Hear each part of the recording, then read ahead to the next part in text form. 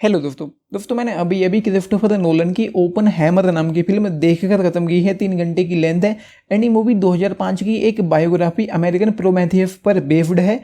And honestly भाई, जब भी क्रिस्टोफर नोलन अपनी अगली फिल्म अनाउंस करते हैं मुझे एक्साइटमेंट होने लगती है उस फिल्म को देखने के लिए। ऐसा टेनेट के साथ भी हुआ था एंड टेनेट के बाद जब ये फिल्म ओपन हैमर अनाउंस की गई थी मैं तभी से एक्साइटेड था इस फिल्म को देखने के लिए, लेकिन मूवी हॉल में मैं इसको नहीं देख पाया था क्योंकि उस वक्त मेरे एग्जाम चल रहे थे।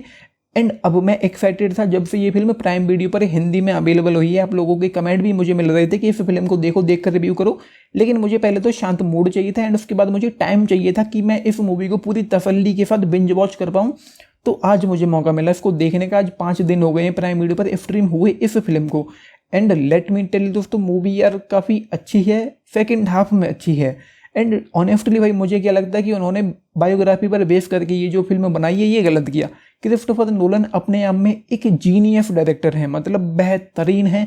उनकी फिल्मोग्राफी का आप स्टाइल देखो, जिस तरीके से वो फिल्में बनाते हैं। उदाहरण के लिए आप इंटरस्टेलर और एक वो फिल्म आई थी मेमेंटो, उन फिल्मों के पीछे की जो थियरी है वो देखो, आपको पता चलेगा कि वो बंदा कितना दिमाग लगाता है एक फिल्म को बनाने के लिए।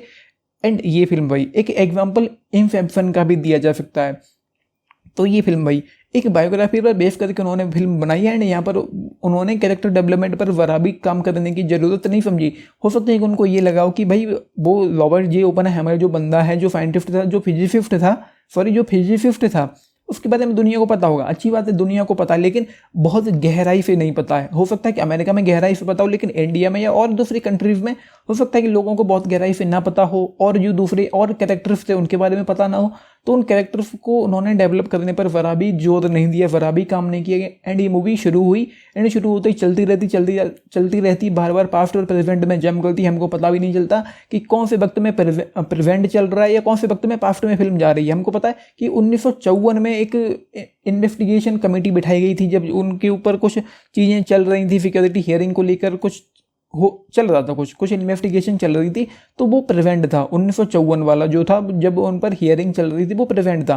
एंड उसके बाद मूवी जब पास्ट में जाती है, जैसे उनके कॉलेज के दिनों में पास्ट में जाती है, या जब वो उस मैनहट्टन प्रोजेक्ट, मतलब जब वो बॉम्ब बना रहे थे, एटॉम बॉम्ब बना रहे थे, तो वो भी जो चल रहा था वो हमको समझ में आता है कि हाँ ये पास्ट में है, लेकिन कौन से वक्त में है ये पता नहीं चलता।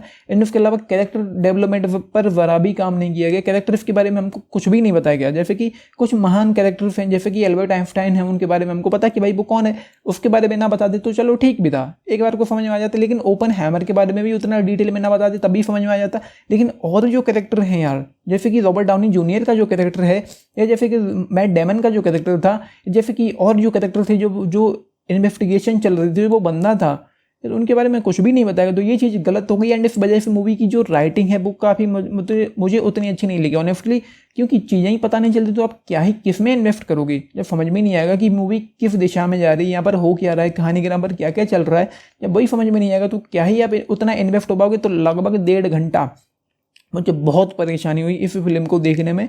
1 घंटा 30 मिनट की फिल्म जब निकल गई, जब वो एटम बम की जो टेस्टिंग थी या जब वो बनने का नंबर आया, तब मूवी में मैं थोड़ा इन्वेस्ट हो पाया। उससे पहले तो पूरी, मतलब यूँ समझ लो कि लगभग मुझे 2.5 घंटे लगे थे, 2.5 पौने 3 घंटे लग गए थे वो 1.5 घंटे की फिल्म देखने में, क्योंकि मुझे चीज़ें बाउंस हो जा रही थी। बार बार पास्ट में जाना पड़ता था, बार बार फिर मतलब बार बार मुझे पीछे करनी पड़ती थी मूवी। उसके बाद मूवी फिर प्ले करता था, फिर एक सीन को मैंने 2-3 बार सुना है तब जाके मैं इस मूवी को ख़त्म कर पाया। तो मुझे ये लगता है कि उनको अपने दिमाग से चलना चाहिए था, ना कि एक बायोग्राफी पर बेस करके उनको फिल्म बनानी चाहिए थी।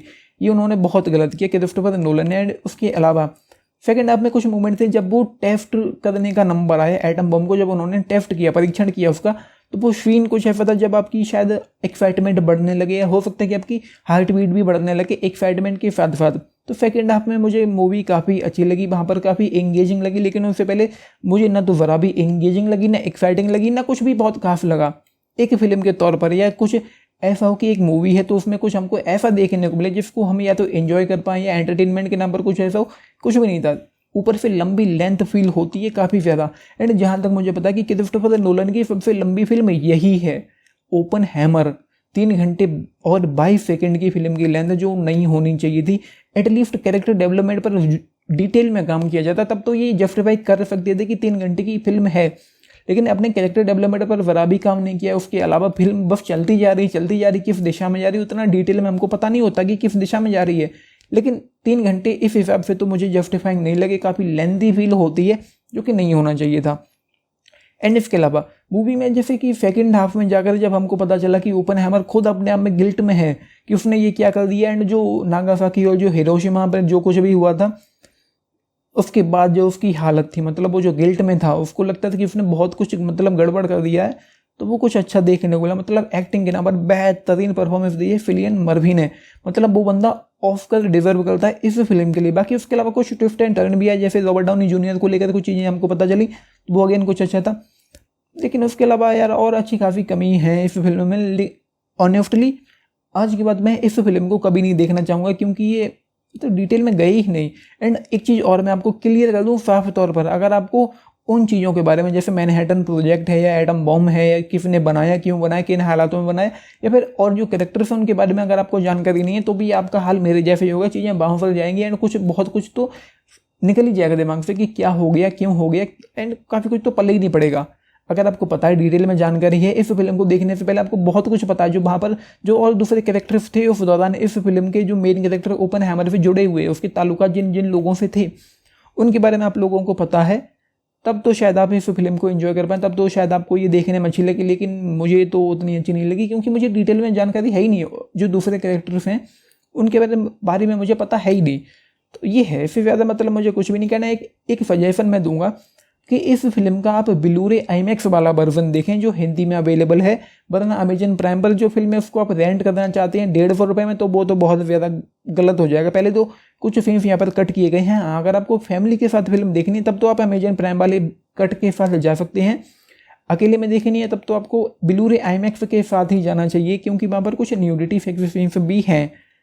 ये है भाई, इससे ज़्यादा मतलब मुझे डिटेल में जाना नहीं, क्योंकि 5 दिन हो चुके हैं ऑलरेडी अमेजन प्राइम पर रिलीज हुए, एंड 22 जुलाई को फिल्म रिलीज हुई थी, तो काफ़ी टाइम हो गया इस मूवी को रिलीज हुए, तो फिर में टाइम वेस्ट करने का कोई मतलब बनता है नहीं। तो ये है भाई। एंड मैं अपनी पर्सनल टिक की बात करूँ तो मैंने क्रिस्टोफर नोलन की लगभग सारी ही फिल्में देख डाली, कुछ एक दो नहीं देखी हैं, तो मुझे ये सबसे कमज़ोर फिल्म लगी है ऑनेस्टली। उतनी मुझे सेटिस्फाइंग नहीं लगी जितना मैंने सोचा था, क्योंकि फर्स्ट हाफ में काफ़ी ज़्यादा परेशान करती है मूवी।